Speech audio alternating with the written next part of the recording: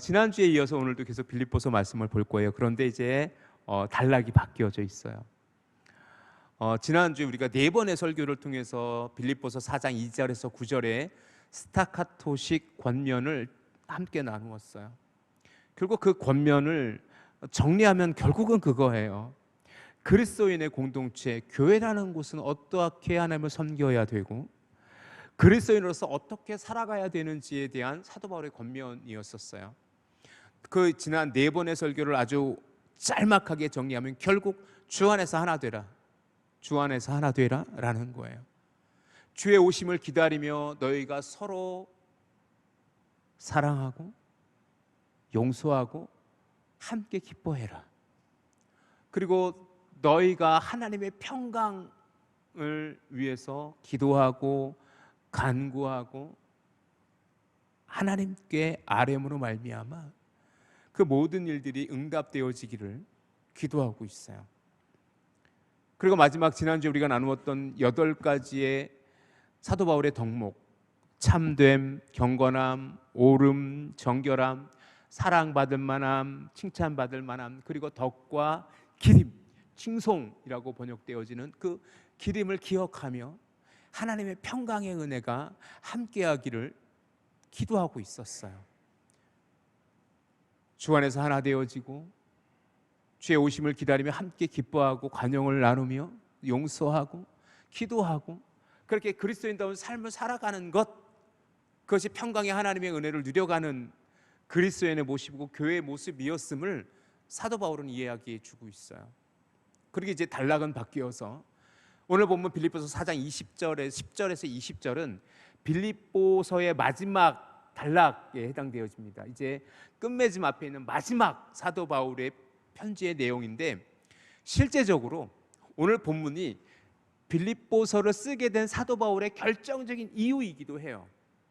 이제까지 사도 바울이 많은 권면과 많은 경고의 메시지를 기록하고 있지만 정말 중요한 것은 뭐냐면 이 사도 바울이 빌립보서를 썼던 중요한 이유 중에 하나가 이 선교의 후원에 감사하기 위함이었었던 거예요.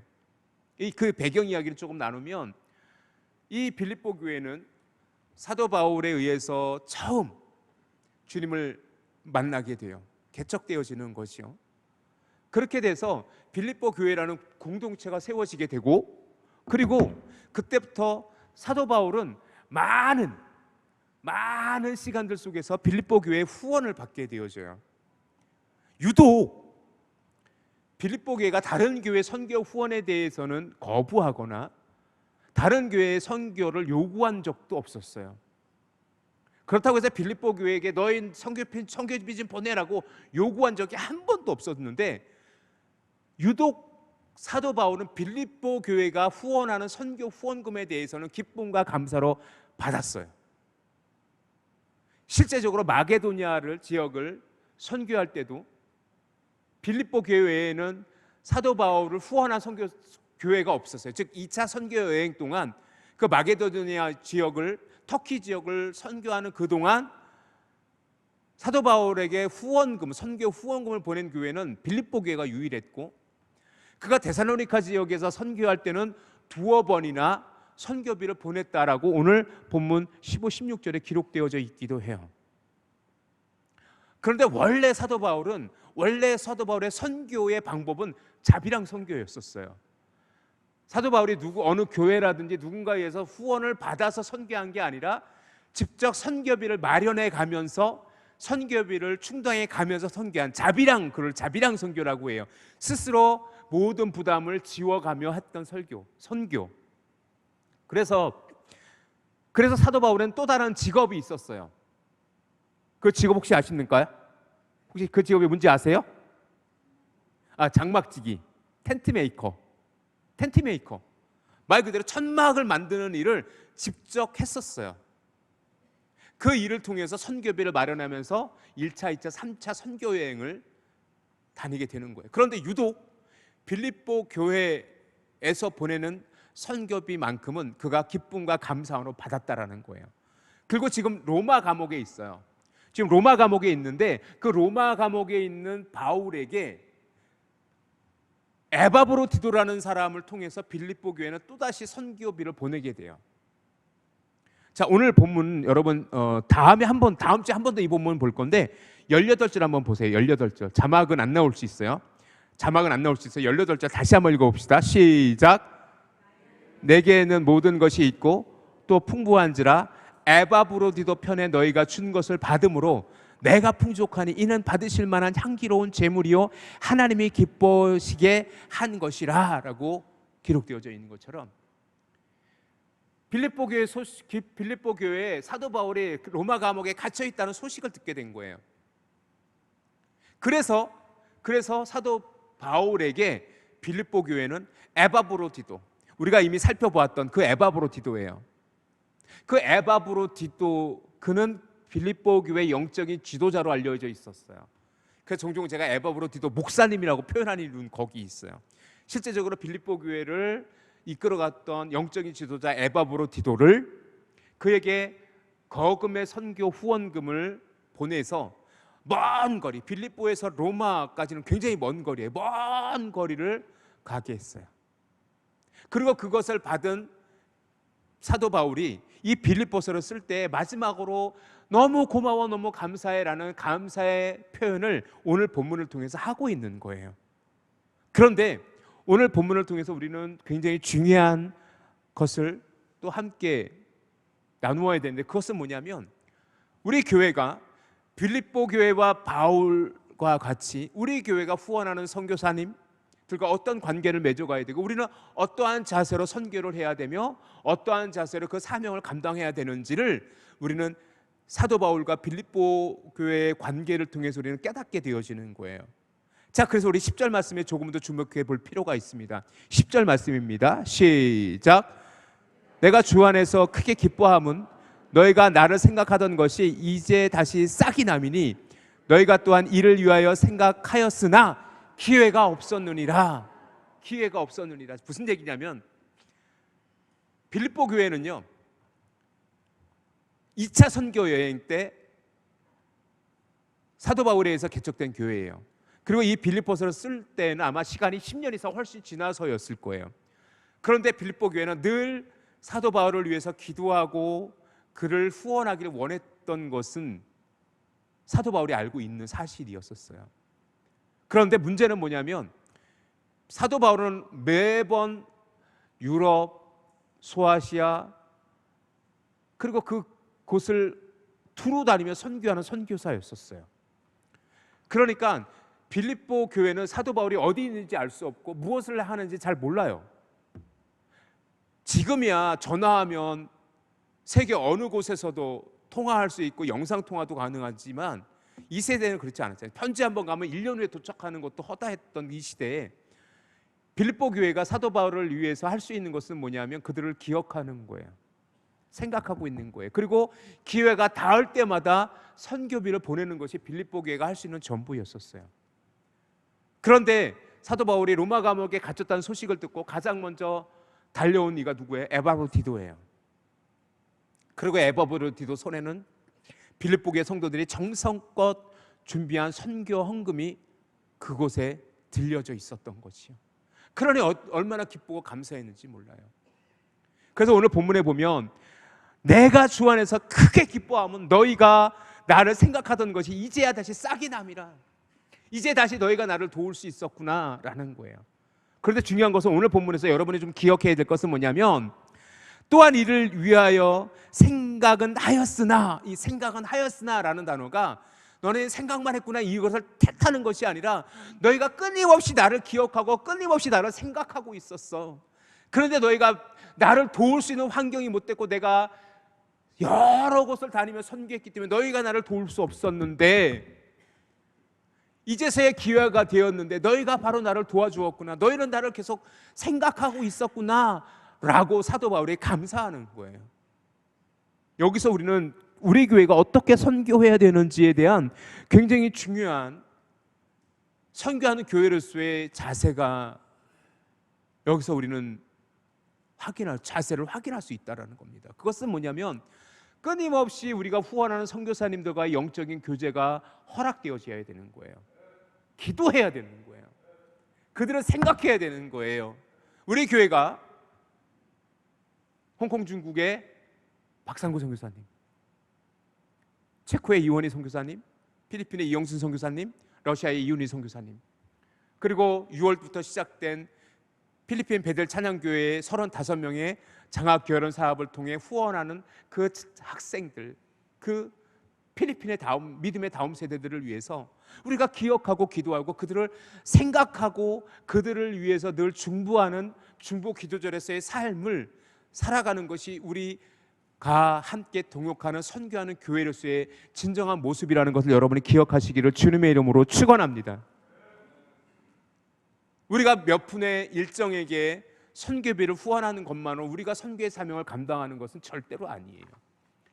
되려 우리가 중요한 것은 뭐냐면 그들을 위해서 기도하고 그들을 위해서 함께 힘써 그들을 생각하고 있는 거예요.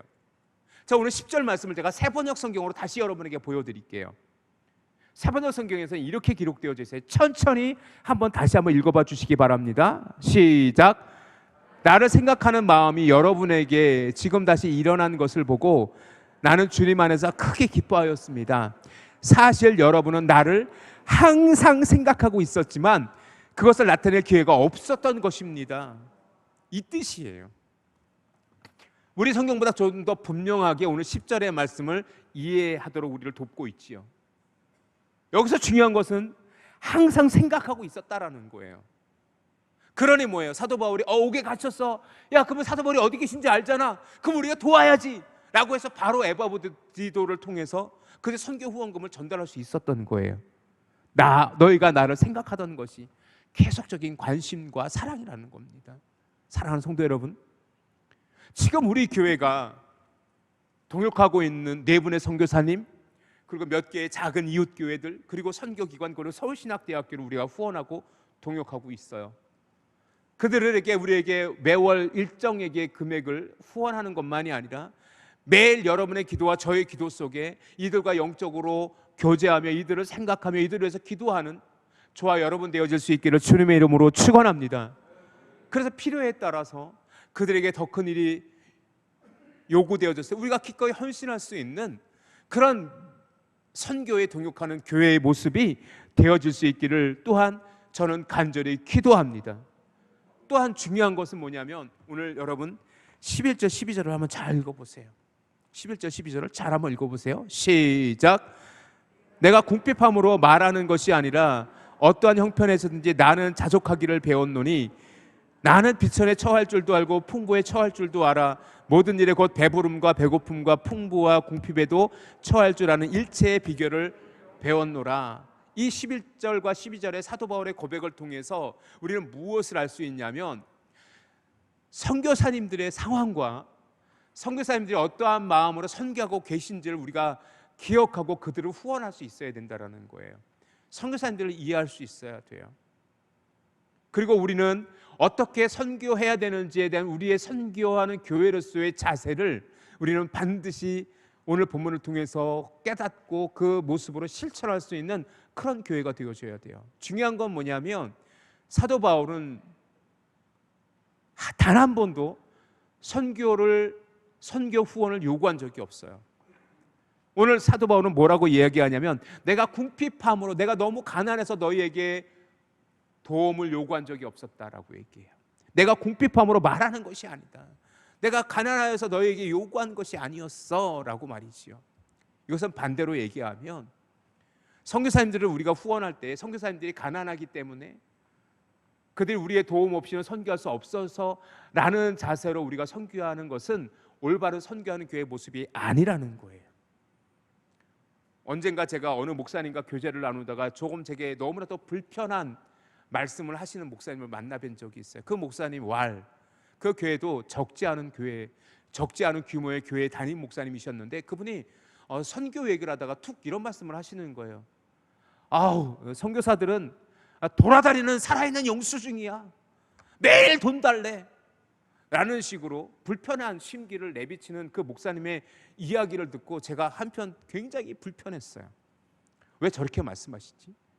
분명히 그 담임 목사님이 섬기는 교회는 꽤 큰 교회였고 많은 선교의 사명을 감당하는 교회임을 부인할 수는 없지만 그 목사님께서 한 일성이 제게는 굉장히 불편하게 들렸어요. 그리고 한편 저도 그런 생각을 해봐요. 솔직히 저에게도 많은 선교사님들이 도움을 요구하세요. 11월, 12월 되면 많은 선교사님들이 선교 편지를 보내세요. 도와달라고. 그럴 때는 제 마음이 어렵기도 해요. 왜냐하면 우리 교회의 재정이 한계가 있고 우리 교회가 할 수 있는 여력이 그렇게 많지 않기 때문에 우리가 한 분의 선교사님을 더 후원한다라는 것은 우리 교회는 굉장히 중요한 일이기도 하고 쉽게 결정할 수 있는 일은 아니기 때문에 그래요. 그럼에도 불구하고 그 목사님의 일성이 제게 불편하게 느껴졌던 것은 뭐냐면 마치 그 교회 목사님 그 일성에는 어쩔 수 없이 한다라는 그런 표현이 의도하진 않았지만 그런 표현이 담겨져 있었기 때문에 그래요.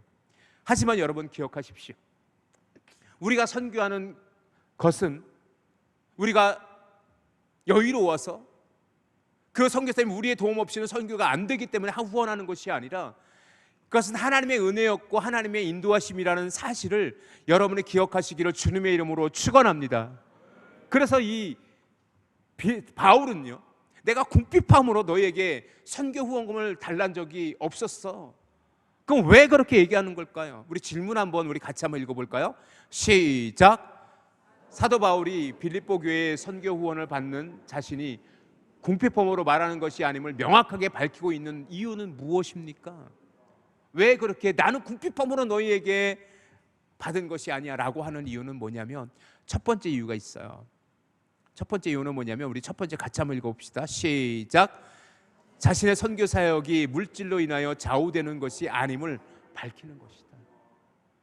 그렇다고 해서 너희가 보낸 것을 하찮게 여기고 그들이 보낸 걸 하찮게 여기거나 그들이 보낸 것을 감사하지 않는 건 아니에요. 기뻐요. 감사해요. 10절에도 말씀을 하고 있잖아요. 나는 너무 기쁘고 너무 감사하다라고 얘기하잖아요. 그럼에도 불구하고 사도 바울은 그것이 내 선교를 좌지우지할 수 없음을 이야기해요. 왜냐하면 선교는 물질로 되어지는 것이 아니기 때문에 그렇습니다. 믿습니까? 사도 바울은요, 조금 전에 얘기했듯이 자비랑 선교를 했던 사람이에요. 다음 주에 왜 다른 교회의 선교를 후원을 받지 않았는지에 대한 이야기를 또 그 이유를 또 함께 나누게 되겠지만 사도 바울은 거의 교회 후원을 없이 자비랑으로 선교를 했고 거의 유일하게 그리고 유독 빌립보 교회 후원금에 대해서는 기쁨으로 그가 받았던 것은 뭐냐면 그것이 그들에겐 기쁨이었기 때문에 그래요. 사랑하는 성도 여러분 기억하십니까? 사도 바울은 오늘 본문에서도 기록하고 있는 것처럼 비천에도 처할 줄 알고 풍요로움에도 처할 줄 아는 그 모든 것을 경험했던 그래서 일체의 비결을 배웠다라고 고백하고 있어요. 자, 사도 바울이 다메섹 도상에서 이전에 사울의 삶을 살았을 때 예수님을 만나기 전에 사울의 삶은 어떠했는지 여러분 아시죠? 우리가 이미 빌립보서를 통해서 우리가 함께 나누었던 것처럼 그는 히브리파 중에 히브리인이요 베냐민의 족속이요 율법에는 완전한 자요 바리새인이었었어요. 그리고 우리가 잘 알고 있는 것처럼 로마 시민권이었었어요. 그는 태어나면서부터 로마 시민권자였었어요. 그러면 그 아버지 때부터 로마 시민권자였다라는 거예요. 유대인으로서 이방인으로서 로마 시민권자가 됐다라는 것은 아주 특별한 케이스예요. 그들이 일반적인 가문의 사람이 아님을 반증하기도 하고요. 그런 가말리엘 문화생이었었어요. 그 당시 최고의 랍비에게 교육을 받은 사람이에요. 그것이 사도 바울이에요. 그 반대로 그는 아마 굉장히 풍요로운 삶을 살았을 거예요. 그의 성장기에는 굉장히 여유로운 그 가문에서 잘 교육받은 그런 사람이었을 거란 말이에요. 그리고 로마 시민권을 가지고 있다는 것 자체가 그 당시에는 엄청난 신분이었음을 우리는 잘 알고 있잖아요. 그런 사도 바울이 모든 것을 무엇으로 여겼습니까? 우리가 이미 확인했던 것처럼 모든 것을 배설물로 여겼어요. 왜? 주님의 것이 더 귀한 것을 알기 때문에. 그러니 그가 선교함에 있어서 물질이 많고 적음에 무슨 의미가 있겠어요?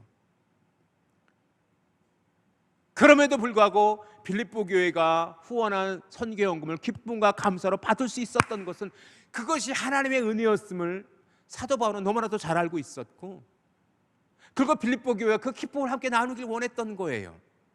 그리고 두 번째 중요한 이유가 있는데, 우리 같이 두 번째 시작. 사도 바울이 하나님을 의지함으로 이방인의 사도로서의 사명을 감당하고 있음을 분명히 밝히는 것입니다. 즉 뭐냐면, 내가 궁핍할 수도 있어. 실제적으로 사도 바울은요, 밥 먹기를 굶기를 밥 먹듯 했어요. 죽을 고비를 몇 번이나 넘겼는지 몰라요. 하지만 그는 늘 하나님의 부르신 이방인의 사도로서의 삶을 살아갔고, 그는 궁핍하였기 때문에 내가 선교가 안 되라고 말한 적이 한 번도 없어요. 철저한 하나님의 선교, 미소데이, 미션 오브 스세오스, 하나님의 선교를 감당했던 사람이 바울이었단 말이에요. 그러니 바울은 철저하게 하나님의 선교를 실천했고, 그렇기 때문에 사도 바울의 선교의 삶은 어땠습니까? 철저하게 하나님의 인도하심에 따른 순종의 삶이었어요. 그런데 그 과정에서 빌립보 교회가 사도 바울과 함께 할 수 있었다라는 것은 되려 그것은 빌립보 교회의 하나님의 은혜였음을 우리가 고백하지 않을 수 없는 것이지요. 철저하게 사도 바울의 선교는 하나님의 섭리에 의한 선교였다라는 거예요. 여기서 하나님의 섭리라는 단어를 여러분이 좀 주목해 보셨으면 좋겠어요. 하나님께서 이 땅에서 사역하시는 두 가지 방법인데, 그것이 기적과 선교예요. 하나님은 때로 기적을 통해서 하나님의 역사를 이루어 가세요.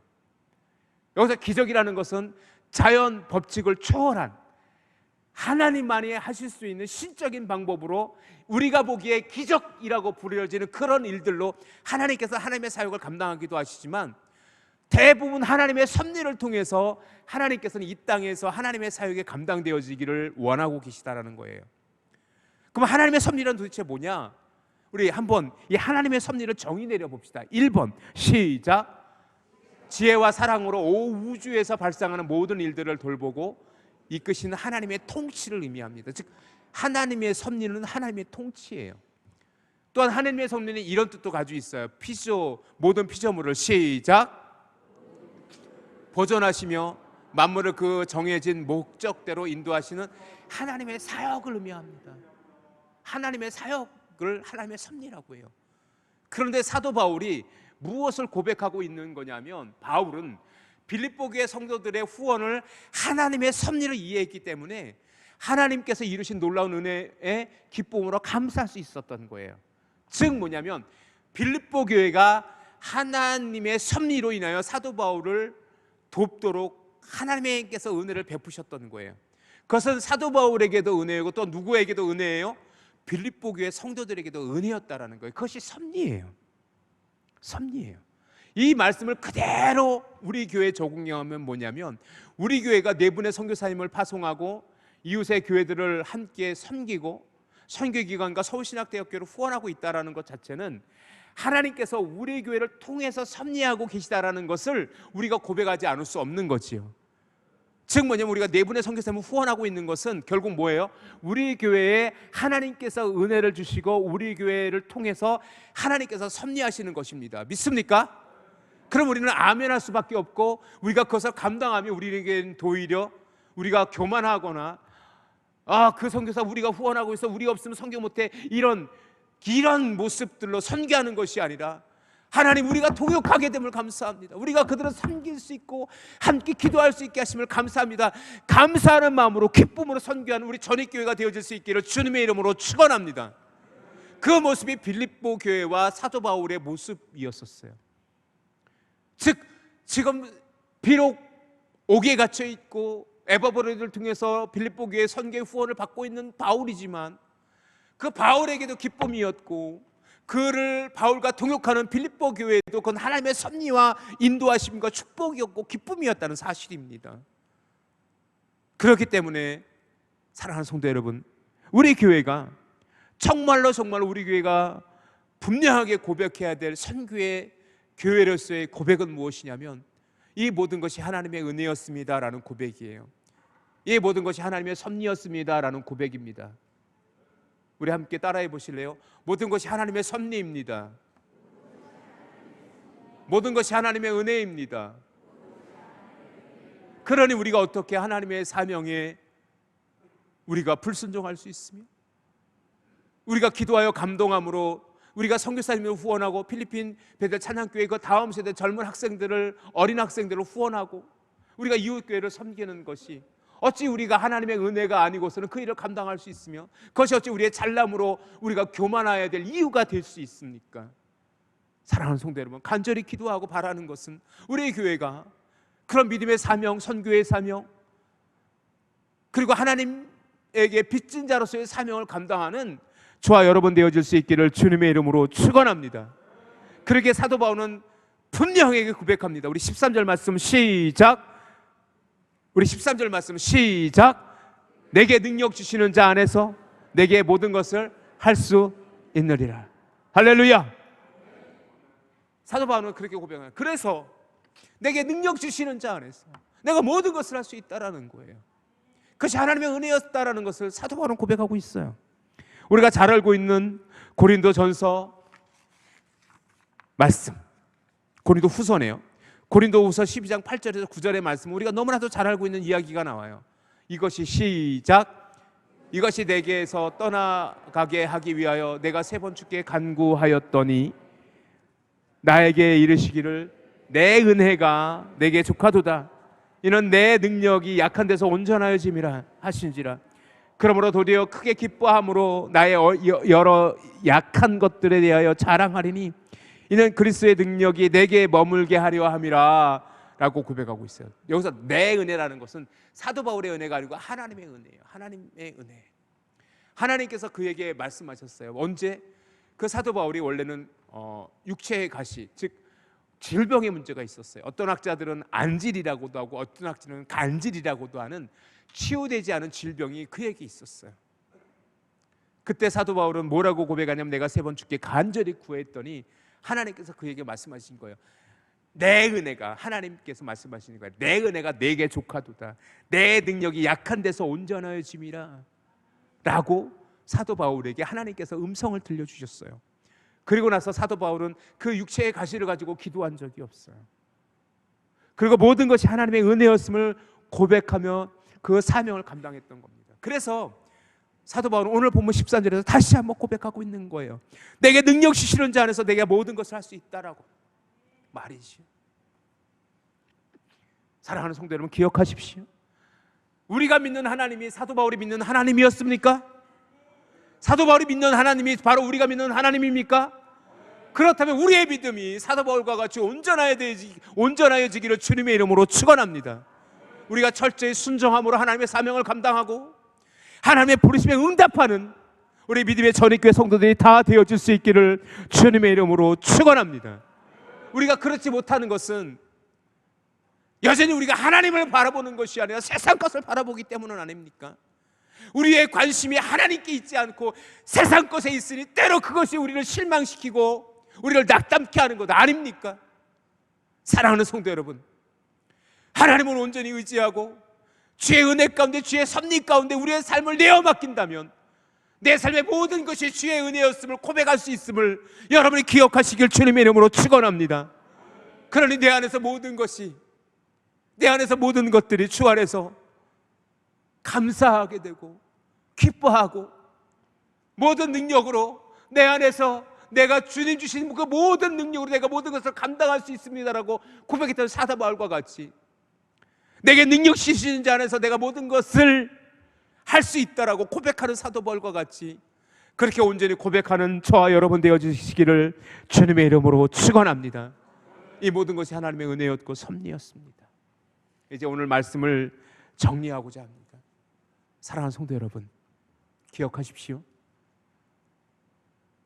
사도 바울과 빌립보 교회는요, 그렇게 서로가 은혜 가운데 동역했던 거예요. 그리고 그 안에는 하나님의 은혜와 섭리가 있었고요, 그 안에 진정한 믿음의 고백이 사도 바울을 통해서 오늘 우리가 살펴보았던 것처럼 진정한 믿음의 고백이 있었어요. 저는 우리 교회가, 우리 믿음의 성도님들이 그런 믿음 가운데 온전히 하나님께 응답하며 우리 교회가 감당해야 될 거룩한 선교의 사명과 우리 교회가 감당해야 될 믿음의 사명들을 감당하는 저와 여러분 되어질 수 있기를 주님의 이름으로 축원합니다. 여러분 오른쪽에 큰 글씨 한번 큰 소리를 읽어주시겠습니까? 시작. 사명 공동체. 그 교회가 우리 교회예요. 그 사명을 감당하기 위해 하나님의 은혜를 구하고 겸손함으로 하나님 앞에 나아가 오늘도 선교의 사명을 감당하며 다음 세대를 세워가며 이 지역을 복음화시키기에 우리가 헌신하고 그 믿음의 열정으로 하나님께 나아가는 우리 믿음의 전입계 모든 성도님들 되어질 수 있기를 주님의 이름으로 축원합니다.